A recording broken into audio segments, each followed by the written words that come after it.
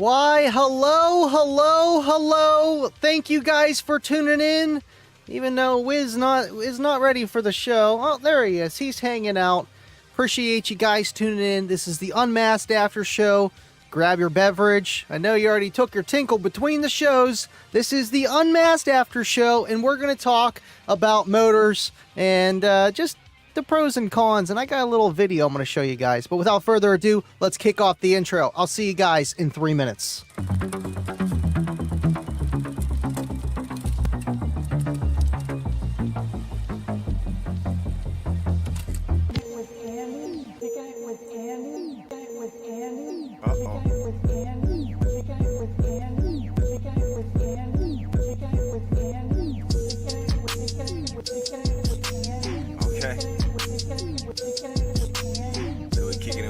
Right? You know what that means. We livin' loud.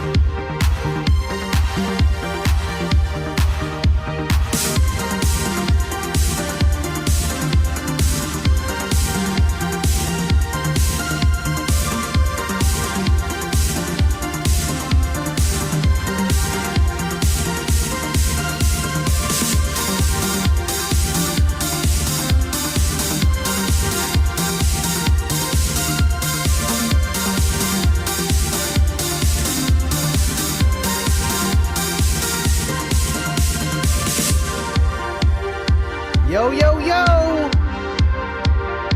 Thank you guys for tuning in, man. This is going to be an awesome show.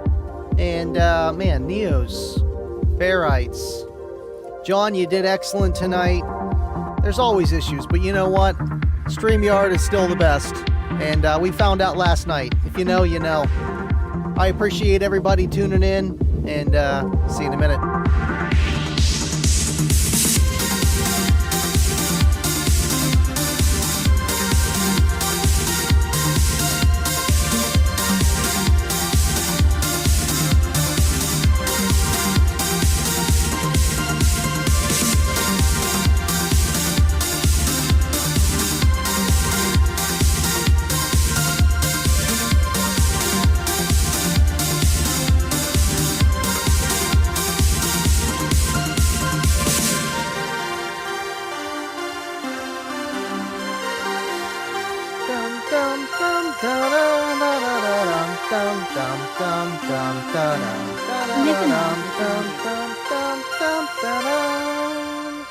Living loud and proud with Andy. Thank you for tuning in, Sean. I appreciate all you guys hanging out with us. And we had an awesome show on the Unmasked show with John Myers, the man, the myth, the legend.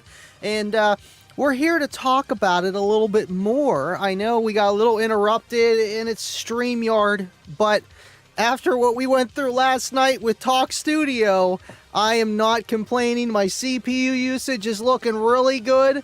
Yep, we're at 40%. That's looking pretty good. It makes you want to look at it. Appreciate you guys tuning in. And just like John, I know he's a professional, but I had to do some digging myself, and that's what he was doing. That's why he was going 90 miles a minute. I'm the same way when I start, really just diving back into a subject and learning about it, and you just want to regurgitate it as fast as you can because it's all right here in the front of your brain. And but I'm actually going, instead of like trying to explain it to a T, just because I watched one video, but we're gonna watch that towards the middle of the show. It's an hour long, and just a few segments just to get the idea of pros and cons with ferrite and neo into a little bit deeper of a rabbit hole. And but still, I feel like John covered a lot of just, you know, motors, how they work, magnetic fields, gaps. And I talk about that on a lot of the shows, and it was just a very good subject tonight. Appreciate you guys tuning in here with me tonight and being here. Ernie is listening on the way. Gotta drive, fellas. Thanks for tuning in. Ernie, do I sound like I'm right in front of you, or to the left, or to the right? This guy's got one of the best SQ systems I've ever heard in his car, and he's listening to me on the way home. Appreciate you, Ernie, and drive safe, sir. Thank you for being here. An excellent job picking up picking up the show. Things happen. Kibo! What's up, man? Sorry I missed the last couple of shows. It's okay, man. You know, just because I know you work at Best Buy and swing shifts and all that other stuff. And, you know, life happens. But I'm glad you're here tonight, man. Thank you for tuning in. Stuart, what is up? Thank you for hanging out with us as well. Budget Audio with Jay, you too, man. Is it time for the Andy Show? Smash the thumbs up. Y'all, it means a lot to us YouTube content creators. Andy, as always, brother. And you guys are always smashing the like. We just went up another. I seen it went from 14 to 15. The gain knob is going up. Thank you so much for liking the video and just being here, guys. And thank you, Budget J, for tuning in with us. And Garrick, it's all good, man. I appreciate that you're here tonight. Some of you missed the last night's show. It was just random. I wanted to try something. And, hey, we got answers. We got answers. And I'm glad you're here. And it means a lot, the words you guys say. Let's see. Let me scroll through the comments. And then we're going to get to it. Got something for you tonight, guys. I really do. Uncle Bobby B, baby. Uncle Bobby B, baby. Uncle Bobby B. There he is. The other legend. Appreciate you for hanging out with us tonight. Cornut, what is up? Hope you've been well, buddy. Thank you for tuning in and being here. And you guys are just, you're awesome. Now, the UnMasked show was very interesting, where, you know, just with motors, and does size always matter? Kinda, but not really. And I feel like, you know, a lot of it comes down to physics. And with how physics work and everything in this world, this universe, everything kind of makes sense the more you learn about it. And you can never cheat the system. I'll tell you that. You can't cheat physics. There's no cheat code for that. But either way, just how a speaker is designed and balance. Balance is just the key of physics and just how things are going to work. And to know how to design a speaker rather than just slapping magnets on the back end of it and calling it a day.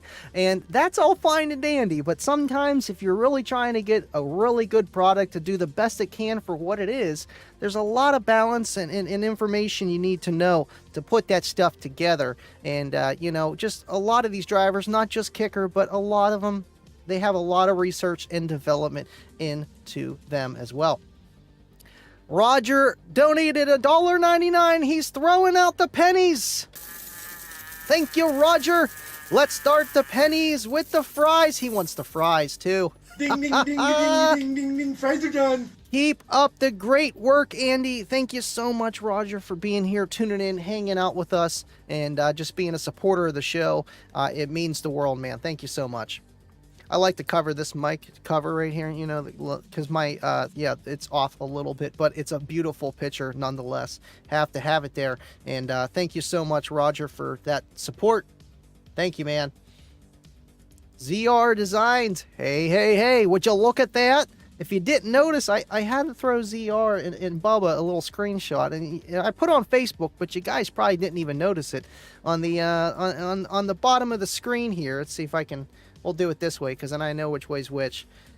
Yeah, there we go. ZR Designs. See, I'm crooked. ZR Designs and Bubba. That will update if it changes. And that's the same thing how all these widgets work. And I had to do that for the top contributors. These guys are really supporting the show. And I can't thank you guys enough, man. Let's see. 25. He wants rain. Oh, man. I think the rain's coming. Make it rain. Hit it, Michael!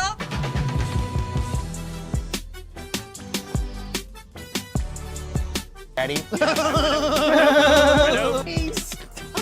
Had to. Thank you, 25. Means a lot, man, and thank you for being here. And I seen Bubba talking about it in the Kicker live chat. That would be awesome to see you at Slamology, you know? Just, I know you like to be incognito. You don't even have to say who you are. Just, you know, come up to us, shake our hand. And we'll never know. We'll never know. But still, we have met you. Thanks for being here, man. Kyle, what is up? Hello. Hola, everybody. Kyle made it. Well, not only that, but certain drivers are built for certain purposes. What the engineer has in mind when building is everything, and we have oftentimes don't understand it unless you actually know TS parameters. You know, and I seen a comment. Someone said, "Is it the magnet size or whatever, the motor size, make or break the difference of sensitivity, efficiency?" And, you know, there's a lot that is at play here. And absolutely, Ryan, 100%, man. 100%. Cornut with a $100 super chat.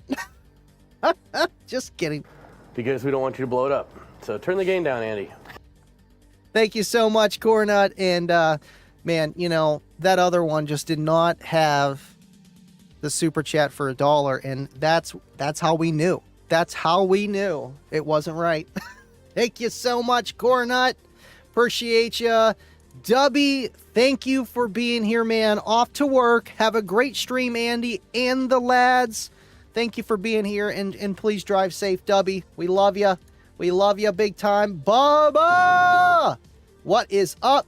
Trap House with a $5 super chat. Would you look at that? Oh my gosh, just look at it. Just look at it. You got to look at it this way, okay? You just got to look at it. That's all you can do anymore. That's all you can do. What are your thoughts of LiFePo 4? Most people in the Kicker universe would love to be at 13 to 14.5 volts and keep things simple. LTO is not the answer. Oh man, you know, I love both, but literally yesterday I was taking apart a Cyber 12K and I was kind of scared, you know, and that's lithium iron phosphate, but it's the pouches and they're a little bit different than maybe like the LEV 60s that are in a hard case or other different type of lithium iron phosphate that are in a prismatic case. And those, I feel like those are a little bit safer, but the totality or whatever it is, you know, the ability of it to catch on fire is a little bit higher with lithium iron phosphate compared to lithium titanate, titan oxide, whatever, and LTO. And, you know, voltage range is an issue with LTO, but at the same time, you can make it work. And there's, you know, pros and cons to each of how many series you're going to run and the amount of capacity and the resting voltage, all those kind of things like that. But I love lithium iron phosphate, to be honest with you, because it is within that operating range and it is pretty power energy dense compared to AGM or lead acid, and it's a lot safer than lithium ion by itself. And you know, the JY HP40s have done me right, man, and any battery you run within its parameters, you'll never have an issue, within reason, of course. But you know, LTO, man, I'm about to do my own DIY bank. I love the Titan 8s, but I want to do something on my own too. I got the Plananos, and those are LTOs, but doing amp dynos, I can run whatever voltage I want. In your car, it's always a different story. Thank you, Trap House, for tuning in. And, you know, the LTO is an older technology, but the reason why I really like it is because it's safe. I'm a big dummy. And, you know, just in case if something would happen, it's not going to happen too bad with the LTO. It's just a little bit safer. I actually, by accident, putting a battery thing together, bank per se, I was twisting it, had too long of a screw, and I accidentally nicked one of my Plananos. I had to go out and buy another one. It started leaking. you know, and it just came out a little poof of smoke, and it just smelled a little, you know, it wasn't too bad, it wasn't scary. And those ones, you know, they're safer than lithium iron phosphate, but still, energy density, all that fun stuff. Man, I'm over batteries. I love batteries. I want to learn more, but you know, it's just, it'll drive you nuts, man. Everything has its purpose, really does. But thank you so much, Trap House.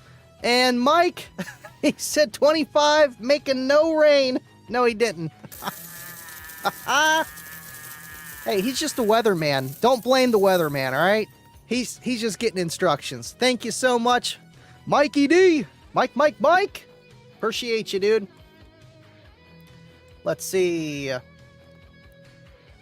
Let's look through a few more comments and keep it going. I mean, like, that's what this show is, you know. It's Q&A, and we try to keep it a topic about the UnMasked show. This is the UnMasked after show, but still, this is the platform to ask your questions, man.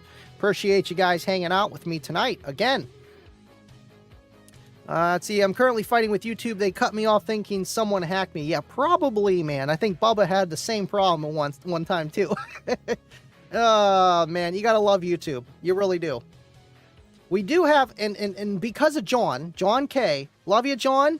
He made me do this. I do have a PayPal thing, but I don't know if I'll get a notification. I have it set up through donations on Streamlabs.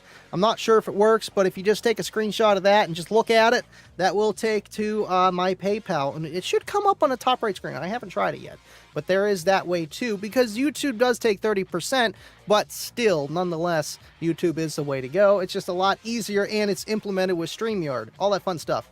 Wow, would you look at all those cookies and L7Xs? Bobby B's going crazy in the chat there. SDK, what is up? Thank you for hanging out with us. Man, these guys are going insane. Would you look at all these emojis over here? Just look at them. There's so many of them.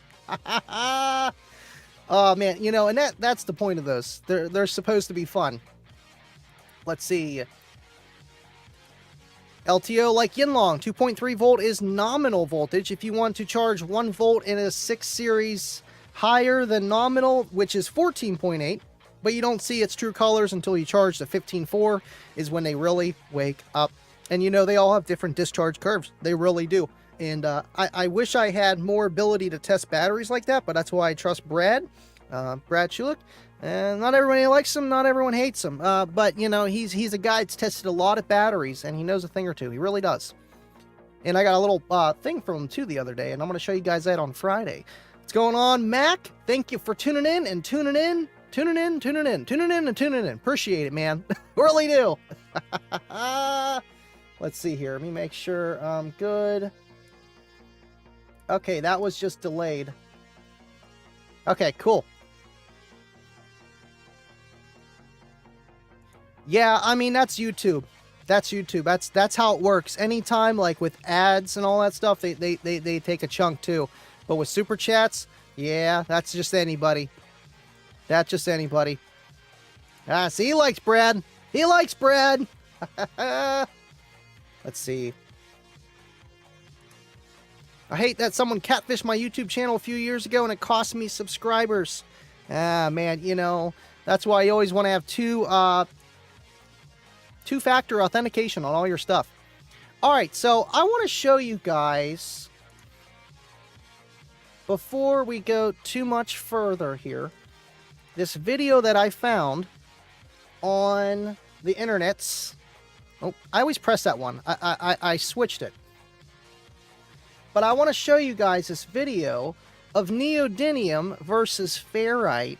And it's not, I mean, it's a 30-minute video. We're not going to watch all 30 minutes. We're going to watch like 4 or 5 minutes of this. I'm telling you guys, it's going to be interesting. And this guy really shows the pros and cons of each, of price and just Gauss and heat factors. I know John was bringing that up tonight as well on the UnMasked show, of just how Neos, we're going to call them Neos, I always mess it up, how Neos can't handle the heat quite as well. Let's see what this guy has to say, huh? Neodymium, this one being ferrite, is this one right here is small and shiny. This one right here is large and more of a matte. It's a very dull material. So why exactly is that? Well, the first clue is with the chemistry. Now, here's just a very quick bit about the chemistry of them. Neodymium magnets are typically this one right here, neodymium iron boron, which is about 72% by mass iron. So neodymium magnets actually have a lot of iron in them and not much neodymium itself. Ferromagnets, on the other hand,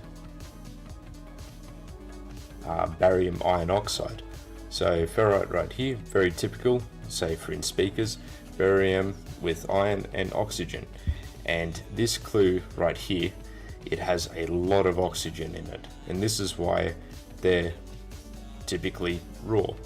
The reason why is because neodymium magnets are often nickel coated because they're reactive. They've got a lot of iron, they rust very easily, so they're often coated with something like nickel, whereas ferromagnets are usually just left raw because they've got so much oxygen in them already, they don't really react or rust. But this actually leads on to the next clue about these two magnets. You can see this one here, 72% by mass is iron. This one is only 68% by mass iron. So what about the density of the two magnets? The next example, here are two cubes of metals. This one 10 centimeters cubed, so this is 1 liter, and this one is also 1 liter. With the neodymium, we end up with a density of around 7.5 kilograms per liter, and for iron we have around 5 kilograms per liter. So what's very interesting is iron actually has a density of 7.8 kilograms per liter, and both these have a lower density than iron. The reason why is because neodymium, even though it is a lot heavier an atom than iron, it's actually a lot less dense than iron. Neodymium 7.1 kilograms per liter, whereas iron is 7.8, which is why it averages out to 7.5. And on the other hand, the ferromagnet, because it's got so much oxygen in it, which is a pretty damn light atom, it ends up having a much lower density. And yeah, what about the price of these two magnets? Now, of course, in, for example, a speaker, there's a lot more things that contribute to the price. For example, cone material, voice coil, spiders, all that sort of thing, the basket itself. But what about the magnets themselves? Neodymium typically costs $470 Australian per kilo, whereas ferromagnets be as $32 per kilo. Now these numbers right here, I looked for quite a while to find a specific average price for them, but I just couldn't seem to find one anywhere. So you'll just have to take my word that on average, neodymium magnets cost say around $320 per kilogram, and an iron magnet weighs closer to $24 per kilogram. These are just arbitrary numbers that I found, but the main thing to take away from this is per kilogram neodymium magnets cost about 15 times more. So yeah, neodymium magnets are pretty damn expensive. And if we're looking at cost per litre, it goes up even more, $35.25 per litre as opposed to $160 per litre. So now we can see that it's over 20 times difference between the neodymium magnet and the ferrite magnet. But of course, we all know the most important spec about these magnets is how strong are they. Magnets are very difficult to grade in terms of strength, but for speakers, the most important spec of a magnet is how strong a magnetic field measured in Teslas it creates, or Gauss. 1 Tesla is 10,000 Gauss, by the way. A neodymium magnet can typically have a field strength of between 1 to 1.6 Teslas, whereas a ferrite magnet is 0.2 to 0.35 Teslas. Isn't that crazy? For the same size magnet, this, by the way, I'm going off 10 by 10 centimeters for an area of 100 square centimeters about and a thickness of roughly 5 times 2.5 stronger. Centimeters for both cases here. So Literally neodymium 5 times magnets stronger. are a lot stronger than ferrite magnets. Going on a price to strength ratio or strength to mass ratio, we can see that neodymium magnets end up having about, from the numbers I had above, they're about $880 for 1 Tesla across 100 square centimeters. This also requires about 1.875 kilograms of neodymium magnet.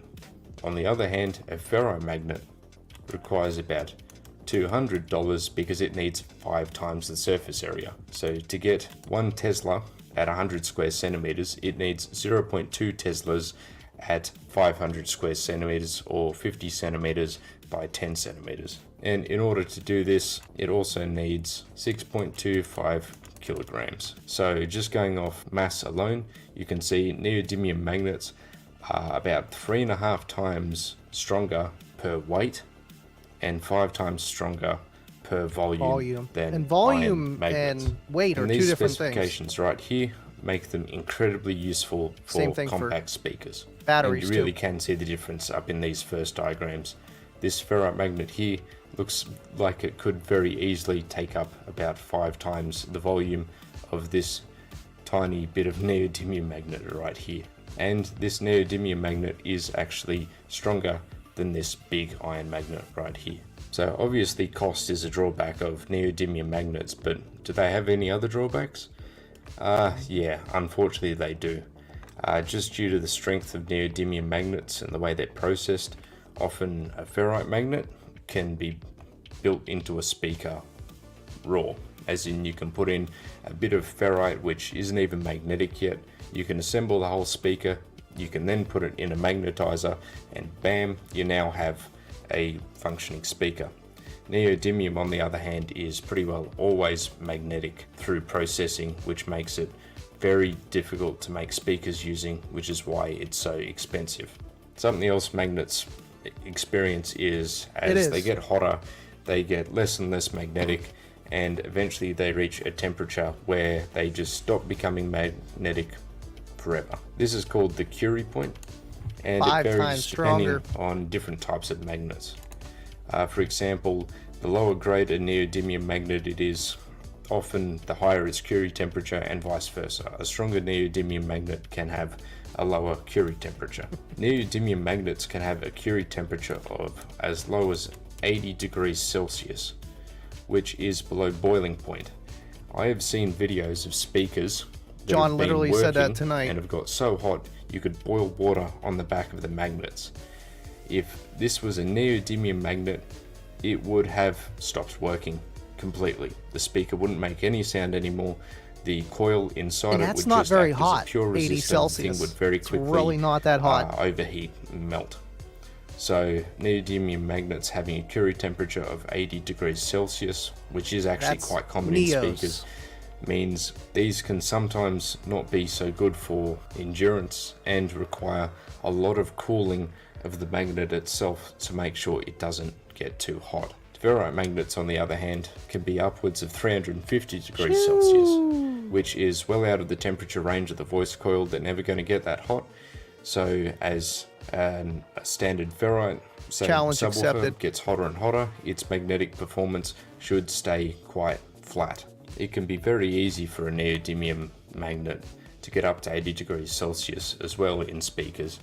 As, I feel like nobody really talks about that either. They did bring it up tonight. A temperature delta from, say, 50 degrees Celsius on a hot day in a hot car in the sun, even with the aircon on sometimes, means that because everybody says, you know, oh, Neo's away, but it's still, you know, it has its cons too. It really does. And I'm sure you can add cooling, and he does talk about that. Is neodymium magnets typically being smaller means they have a lower heat capacity, so they heat up more quickly. They do cool down more quickly, but they heat up more quickly than a ferrite magnet, which is just so big and heavy, it soaks up a ton of heat. So definitely something I would take into account for example, a fourth order bandpass setup where magnets are going to be put inside the sealed chamber. 80 degrees Celsius also is about 180 degrees Fahrenheit, and 350 degrees Celsius is we had that kicker call hotter than that. Around 600 degrees Fahrenheit. 212. So yeah, hotter than an oven by a lot. So in summary, neodymium magnets are about 5 times stronger per volume than ferrite magnets, 3 times stronger per weight than ferrite magnets, but ferrite magnets are only 22.5% of the cost per relative strength of neodymium magnets to about 1/5 of the cost, and ferrite magnets are also easier to build a speaker with, as well as are less thermally sensitive once they're being used inside an enclosure. So neodymium magnets are about 5 times the strength of ferrite magnets. Well, now what? What does that actually do? There's a few really interesting things you can do with neodymium magnets that you can't really do with ferrite magnets. The first one is just a quick cross section of a standard magnet. It looks something like this. So yeah, this is just a really rough sketch of the cross section of a motor. You can see right here the flux would come up and around here, and in a neodymium motor, because it's so much stronger, what you can do is have a setup just like this, where you have a lot less neodymium magnet but get the same strength through roughly the same area. So this makes speakers that are made of neodymium a lot lighter. In fact, what you can do with some speakers is, if you imagine this is the cone here, if you put a wide voice coil on it, you can get the magnet to be so small that the entire magnet fits inside the voice coil of the speaker, instead of standard scenarios which need a giant magnet outside the speaker with the pole vent right there. Something else you can do with neodymium magnets, in fact some high-powered subs do this, is you can actually get the neodymium magnet and you can put it right up against the voice coil of the driver itself. And yeah, this is the technique Digital Design Z series subwoofers use. There you go, Blake. Is right up against it. Blake. So its entire round about 1 Tesla magnetic field Woo, is in 10,000 direct watts contact if you're with just the voice listening. coil. Although these speakers, the big fins on them, as much as they'd probably help for cooling as well, they also help channel the flux around back to the rear of the magnet. Although these big fins are probably required, as I mentioned, voice coils can get a lot hotter than 80 degrees Celsius, so you really do want a lot of cooling applied to the neodymium magnet in order to prevent it from overheating and getting past the security point and just stopping, especially for a $5,000 subwoofer. That would be a real shame. Now, what's really interesting about this particular setup is the thickness of these rods that go around the exterior of the speaker are also about the same, say, thickness or area as the magnet itself. Now the reason why is because the magnet would put out about 1 Tesla, and regular mild steel also has what's known as a saturation point of about 1 Tesla. Wow. Mild steel is the most common steel used in speakers because it's extremely cheap and very good at channeling magnetic flux. Saturation point just means it won't take any more. Some materials out there are even better at channeling magnetic flux, including a rare earth element called holmium. Now, I did a bit of research on it, and from what I can tell, pure holmium can transfer 4 Teslas worth of magnetic flux, and I believe there are some alloys that can transfer 5+ Teslas of magnetic flux. What this means is you can get a neodymium magnet and you can channel its flux down to a really skinny point. So say if you've got your voice coil right here. Yeah, see, like this is some extra stuff here. Say these 2 voice coils are exactly the same. I don't know if, you know, like DD uses that kind of stuff or any other, you know, Neo for big subwoofers. I mean, Kicker does make, you know, Neo like for like their smaller 6.5s and stuff like that. And it's the point of this is to have something that is able to give you the amount of power that you need in a smaller space. But I feel like with even like big woofers, you know, maybe space really isn't an issue at that point, and you need something that can, without designing it in a way to a T, to make it be able to handle more heat or be able to play as loud as it can with whatever you're trying to do with it without oversaturating that type of motor. You know, I remember talks about Neo with the L7X. Is it going to be this? Are they going to do that? And they've thought about it, and I remember, I'm pretty sure I can talk about this, where they were able to do the same thing with a ferrite motor as they would with a Neo, And yes, you lose weight with going with Neo, but for the same amount of performance that they were looking for, they were able to do that with the ferrite to keep that motor within that, you know, affordable price range that we all know and love.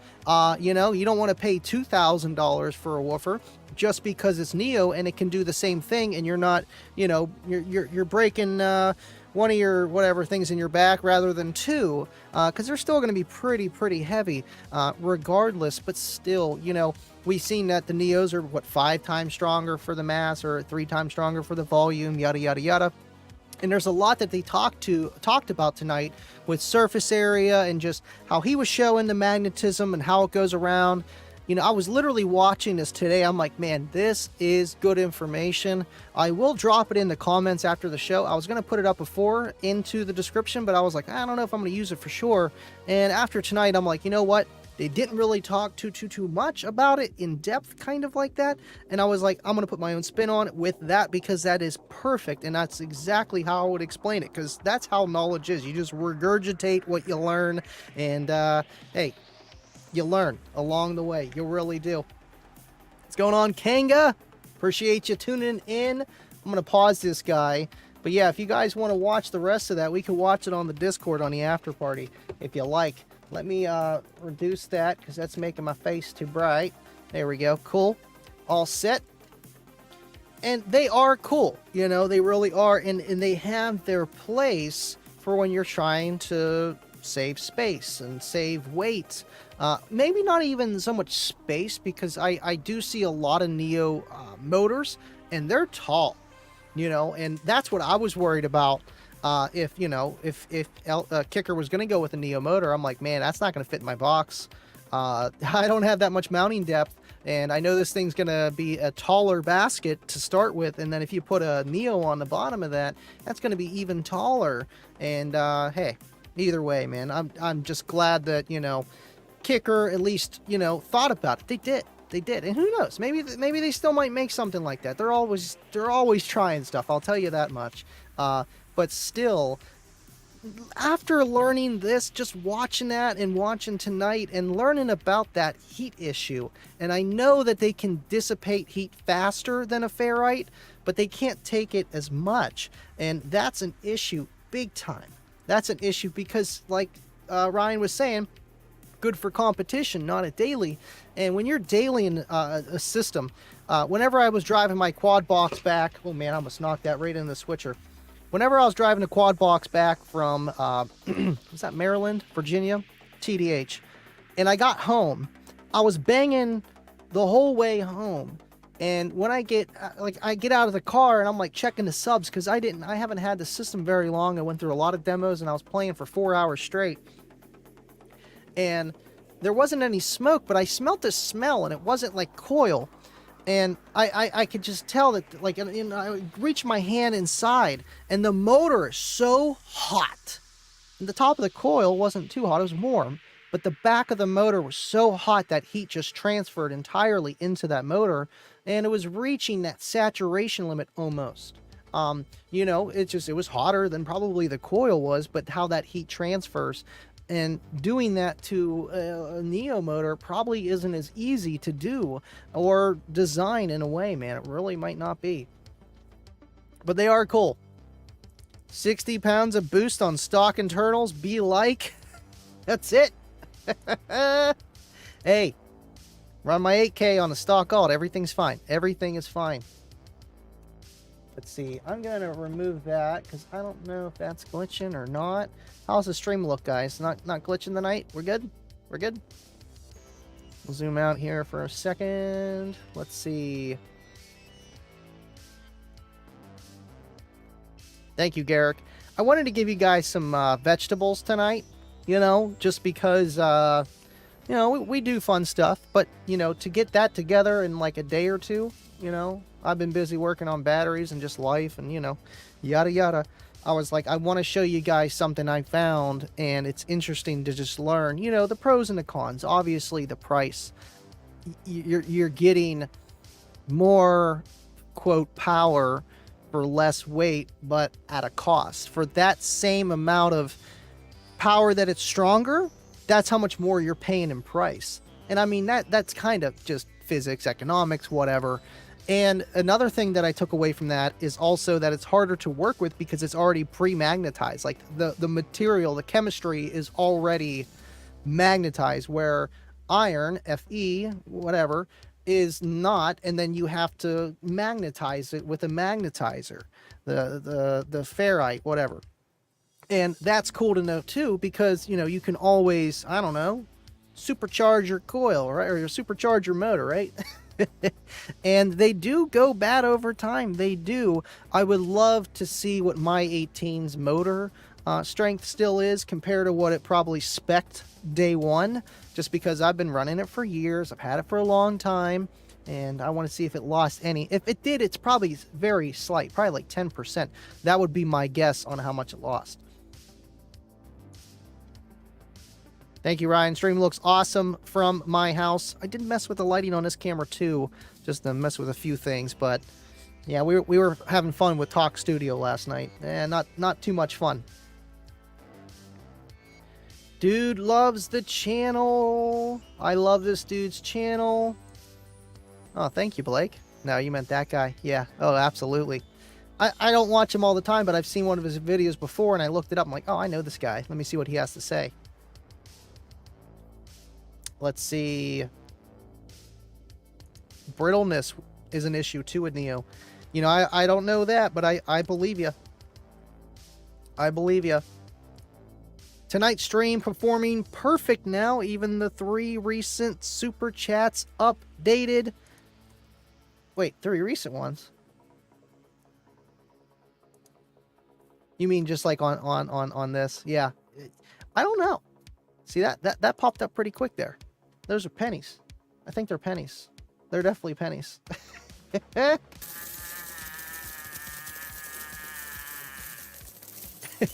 Insert meaningful comment. Ain't that the truth? Thank you, Kibo. I appreciate you, man. And thanks for being here. And thank you for the meaningful comment. That means so much. And thank you for your support. Ah, come on, Dave. Come on, man. All right, Blake, what does Professor Blake have to say? The main thing with neodymium is that a typical neo magnet is designed to cool off the neo so the magnets themselves never reach ADC. Is that why they got like the fan heat sink looking design on the back of them and it's like wide open?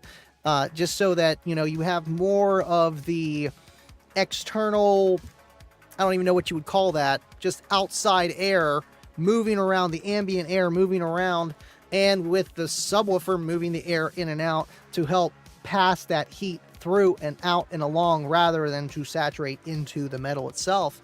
But still, you know, there even if the heat was the same, that price is a problem, just because, you know, you hear 5 times, okay, the weight, that's great. That reminds me of like lithium versus AGM debacle, you know, and yes, if you have a high discharge C rate of a lithium, but if you have got no capacity, your voltage is still going to drop. It's just how long it's going to last and how much current you're actually pulling and demanding above or around whatever it can supply. So yes, you could be saving a lot of space and weight, but you still might not have enough and you're paying the same, where, you know, maybe something heavier and less expensive will get you across that finish line just the same. And, you know, there's always pros and cons with everything, but that's very good information. I would love to see demonstrations of the Neo versus ferrite with temperature, you know, and just how they work with like a FLIR, you know, where you can actually see that heat dissipating and just how that works. Hey, something to think about, Blake, for DD, man. I think that would be awesome. Eddy currents eat jawbreakers, fact or fiction? Truth. Man, who was it? Someone was yelling at me for eddy currents because I had a wire wound up. I think it was El Fuego. Hey, man, that's how you learn. That's why, you know, Cornut gave me that fire extinguisher. He knows. Let's see. But when you build an improper enclosure, that still leaves you kind of screwed. Yeah. Yeah, you know, you need everything, and just like your alternator is the foundation, so is the enclosure. Let's see. Oh, you know what I forgot to do? I forgot to play today's sponsor. Have you ever wondered, is there more to life than it seems? Instead of the usually loud snowblowers, we now introduce a revolutionary concept. Using subwoofers as snow removers, with precision and finesse, these powerful subwoofers harness the force of sound pressure to delicately lift and dislodge snowflakes from every surface. Next is the synchronized rhythm of the subwoofers that creates an enchanting-like symphony, turning the act of simple snow removal into a breathtaking performance. We like to call this the snowfall. So don't wait. Call 1-800-555-KICK. That's 1-800-555-KICK to get yours today. Thank you so much. Appreciate you sponsoring the show. I had to. Voice matches the face for sure. Hey, I've been seeing all these sponsors on live show. I'm like, you know what? We need one. Your mama was a snowblower. It works, right, J5? I can't. Oh, where's this thing? There it is. You got it. Ah, thanks, man. A little delayed there. It's okay. It is creepy. Come on, man. Come on. They're just paying me in pennies, you know, per show or something like that.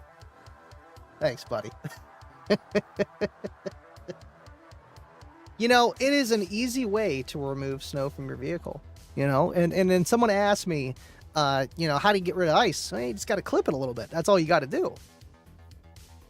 All right, we hit the bald spot of the tire again here. Let's see.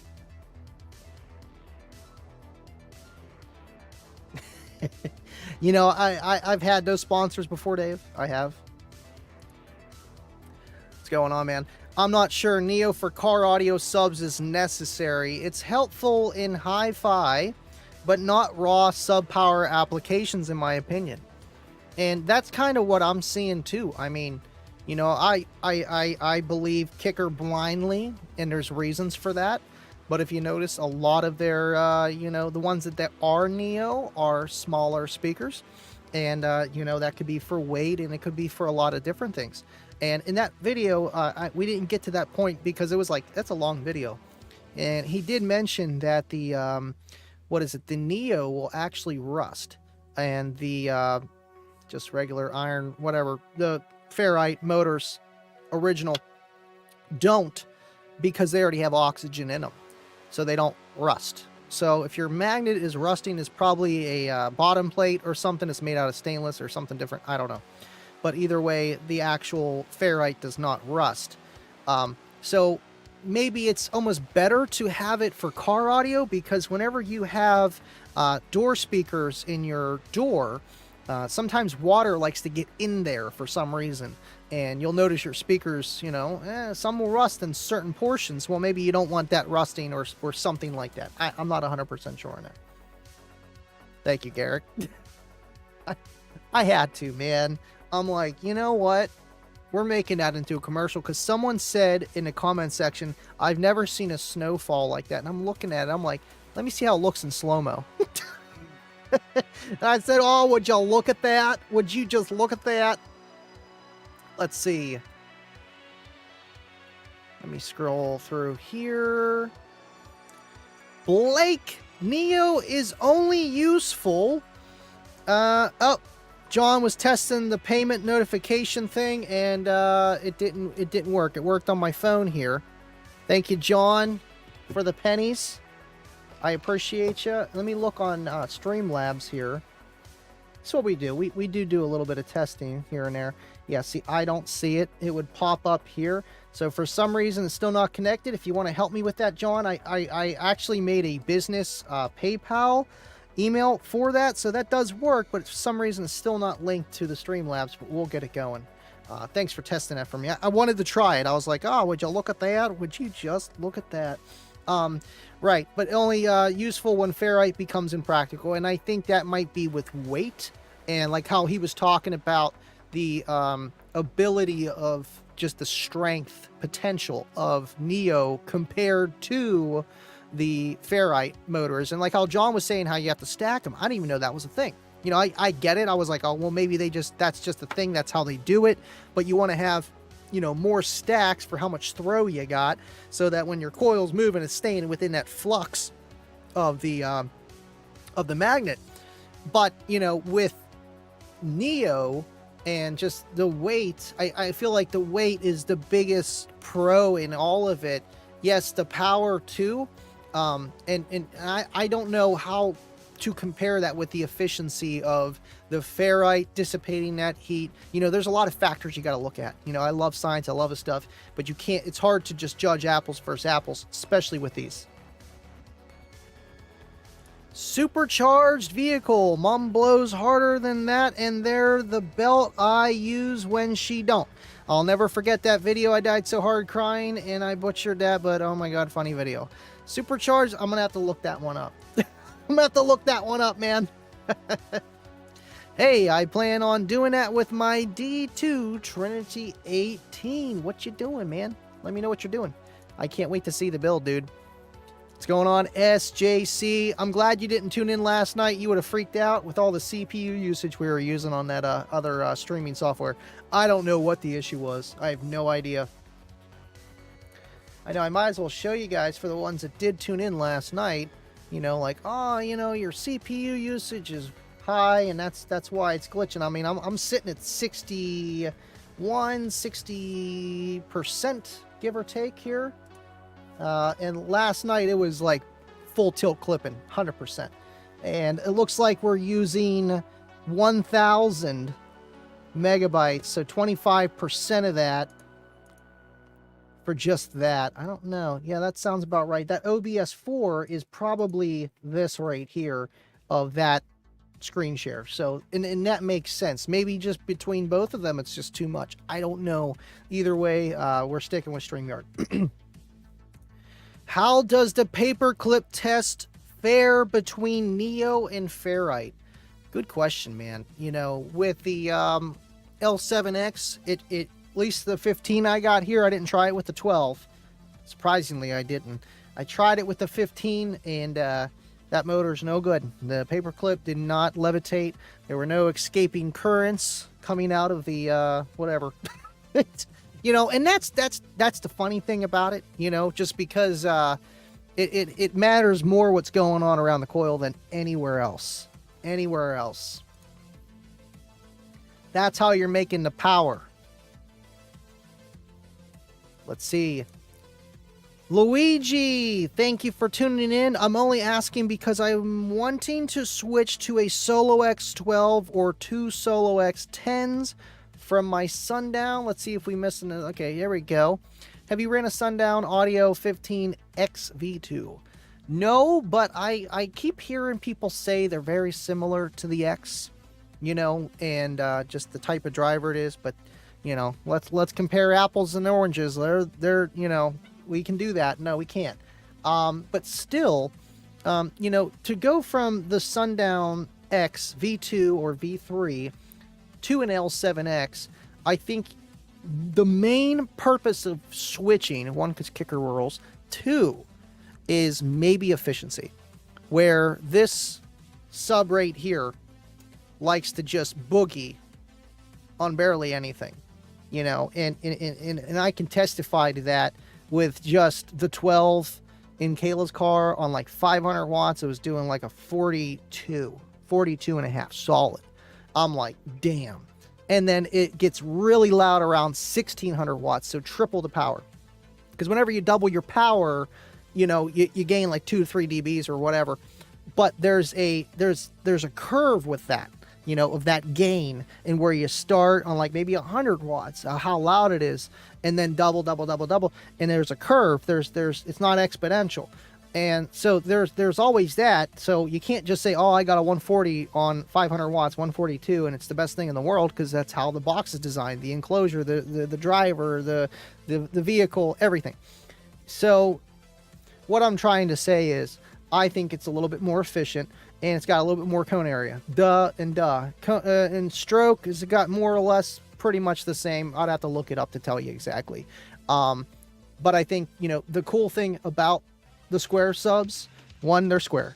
Two is literally you can put them all together. You know, I feel like that's where they really excel, is when you got, you know, an 8x8 panel, you know, and guess what? You can fit 4, well, maybe 8, we'll say 8x2, well, 4x2, you know, 12 inches. We'll keep it simple. You can fit 8 of those perfectly and not lose any of that. I don't even want to call it cone area, but, you know, just all those woofers are going to be acting like one on one plane, and there's no gaps in between, so you're not losing any of that cone area that you would be losing by running circles, where you can only fit so many in there, you know, and you're going to have these bigger gaps. And you could say, oh, well, you're going to lose some because the cone and how it's shaped and designed, and you're really pulling, you know, hairs when you're trying to compare all that. Run what you like, try different stuff, and you are the ultimate judge, period. Thank you for tuning in, Luigi. I'm sorry I didn't tell you run kicker or run sundown or whatever, but it really is up to you. I do honestly think the L7X12 is just a little bit more efficient, I think. I really do. I really do. But that's the thing. They're designed a little differently. They're better at different things. What's going on? I don't know what's going on with StreamYard. I called them today because I can't stream on my Facebook for some reason. I had Kicker Club over here. I had Kicker Audio Fan Club up there. And I go to look at the live and it's not there. I don't see it on Kicker Club or Kicker Audio Fan Club, but we still got Facebook users. I appreciate you tuning in. I can't even see anything. I can't even see it.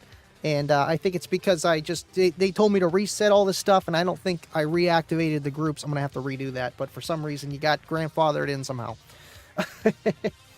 No, I don't think you have enough kicker stuff. No, there needs, we got more space for things. I mean, we could put a bunk bed here and have more kicker stuff. I mean, there's space. There's space here. And we got some kind of atrocity over here. I'm not sure exactly what it is, but it's a new prototype. It's a new prototype. Well, I'm going to leave it as that. Thank you so much for tuning in. Oh, no, he isn't. No, he isn't. No, he isn't. You know why? Because I seen him. Well, I didn't see him. He put this kicker label right on his computer. If he loved Sundown, that would have been a Sundown one. I'm telling you. He wouldn't have been able to resist. It's your boy, Hi-Fi Vega. Is it? Is it Vega? Thank you for tuning in, man. That's your box, brother. I promise I've heard and built enclosures to have Sundowns play 20 to 80s. No problem. Oh, here we go. It's because a 15-inch 15X V2 and the lows were amazing, but for example, the songs 50 Cent, just a little bit, and How We Do. This is How We Do. Sounded plain horrible on my Sundown, but the lows and bass heavy songs sound amazing. And you know, that's the trade-off with any kind of enclosure. Output, lows, and I would say transients are the triangle, and you kind of want to, you know, fit it where you want. And some people like dead center, but then you're lacking at every position somewhere of what more potential you could have in each category for your exact setup. So you're kind of at that output and low section, and your transients, your quick, tight, punchy bass, you're very far away from. Now, the closer you get to that tight, punchier bass, this is Hoffman's Iron Law, closer you get there, you know, you're going to have less output for the amount of power you're putting, and it's going to be harder to dip lows naturally, and there's trade-offs for all of that stuff. Pick 2 out of 3.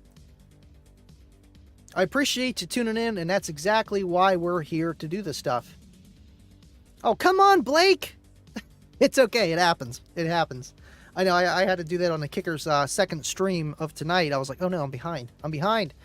I thought Andy was just that far behind the chat. No, I'm not that far. I'd be slacking sometimes. CCA Vega. It's me. Definitely the Kicker casting couch. I mean, it looks like it. Kayla has already been cast, though. Yes, we need to get to the after party, and it's already late. It's 11:30. We've had 30 to 35 people here the entire night. And I know that video is a little, not boring, but you know how some people are. They just want to get their questions answered, their whatever. But I wanted to give you guys some vegetables tonight. And I'm glad I had a few of you guys here to talk to me and hang out with me during the show. And I appreciate you guys so much, man. I keep switching. It's fun to switch. Plus, we have that new fish cam, which is awesome. I got that hooked up. I don't know if it's going to be the final spot for it. But still, nonetheless, it does work. Come on, where are you at, Wiz? Over here. Come on, there you go. Attaboy. There he comes. See him? I got him trained. Here, Wiz. Come on. Oh, he's over there now. He thinks I'm going to feed him. I don't know if you can see him. He's over there on the left. Yeah, I don't know if I'm going to have that shot there or not. We'll see. It works, though. Definitely works. All right. Gotta love the tech talk. Think I'm mixing you up with another person, SJC? Yeah, no, SJC loves Kicker, man. A lot of us found him from Kicker UnMasked, the show. That's how we all started, really. Thank you, Ryan.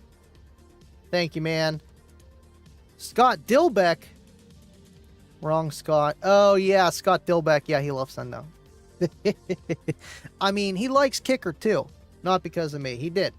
First podcast, I kind of took over that. I was like, oh, you like Kicker, too? We could be friends. You know, and that's the thing. It's like I try to keep it light, but yet at the same time informational, especially with Kicking It with Andy. Like, that's where we go, like, overboard. And I'm always trying to better myself so I can teach you guys something new. And have fun along the way, man. Thank you. It means a lot. We all started in 12 Volt Talk, you know, that too. That too. Man. I missed that show. They need to come back. I know they're busy. They do once in a while. They do. You got to ask Scott. I know Casey was dealing with a few things. I'm usually always good. But it does give me a little extra time to get ready for the show. But either way, I do miss it. Maybe we could do it at least once a month, just so we're not like, you know, just ending it out of nowhere. Andy, your Christmas card showed up today. Thanks. Awesome, BT. You got it. Bobby, you should be getting yours soon then. There you go. See, would you look at that? Kayla got them out to you. I don't know what took so long, but I'm glad you guys got it. Awesome, BT. Thank you for tuning in and being here, man. You guys are awesome. You know, they're really busy. They would all the time, but with Derek doing it as his full-time job, he needs all the time he can to make all those videos, and I'm sure he's like weeks ahead of time with what he's doing. You know, a live show doesn't always need a ton of preparation for every live show, but I know, you know, between Kickers and theirs were really like the foundational live streams that we'd all tune into, and they would always have something planned or somebody to be there, you know, getting a guest, and that's a lot of work on the side that nobody talks about. No. We did, what was it? I don't know. Kayla took care of it all. Kayla took care of it. She's the manager. She is the manager. Let's see. If BT got his, you got his. You got yours coming too. All right, cool. I don't want to keep you guys here hanging. And you guys have been awesome. I feel like I didn't use this camera at all tonight, but I mean, we got a lot of angles, and this is kind of just the main one yelling at you at the screen. I appreciate you guys tuning in, and make sure you tune into the after party on the Discord. We'll see you there. And regardless, happy Tuesday. This was the UnMasked After Show. John, Ernie, Bill, J-Dub, and the gang. You guys, Steve. Can't forget about Steven. You guys did great tonight, and hey, way to pick up the ball, and just keep doing what you do. Love you guys. Love Kicker, and thank you guys so much for tuning in. Later, Gator. Love you guys, and I will see you on Friday. And as always, Stay living loud. Yeah. Uh-huh. Let's get it.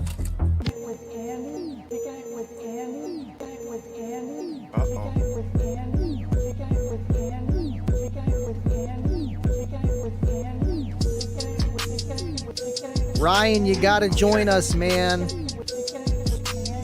we're kicking it with Andy, right? You know what that means. We living loud.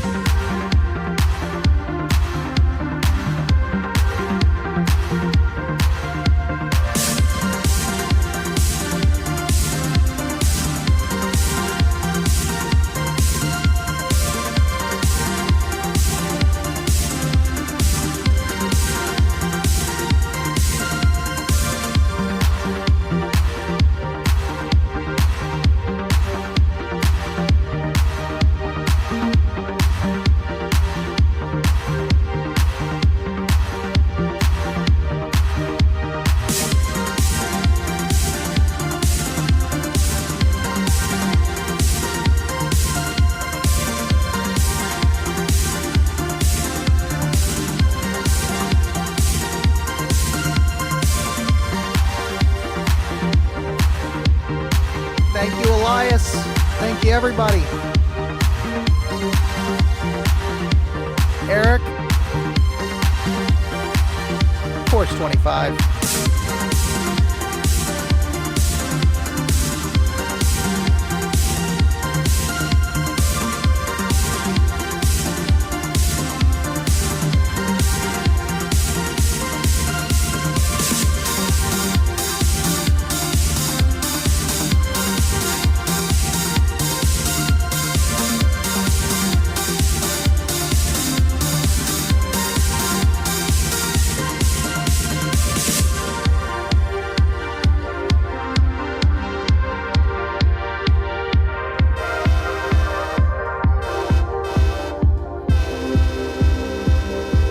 Y'all hear that? The train is coming. The train is coming. I love you guys. Thank you, Cornut, for the pennies. And the early caboose.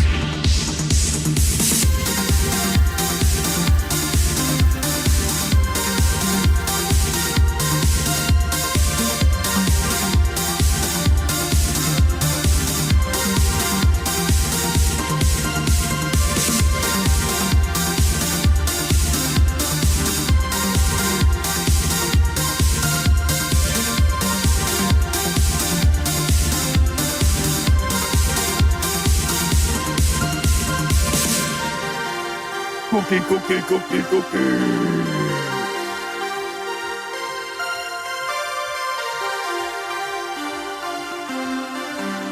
Livin Loud with Andy. Good night, Mac. I appreciate everybody. And Wiz, as soon as I give you a camera, this guy's already trying to switch it up on us. Oh, would you hear that? Up, Cornut donated a $2 super chat. Let's get this train going. I can't. Appreciate you guys so much. And I don't know if there's a delay, or maybe Cornut's behind, or maybe he's ahead. He might be in the future again. Clean that filter for Wiz, and he got sniped. See you guys.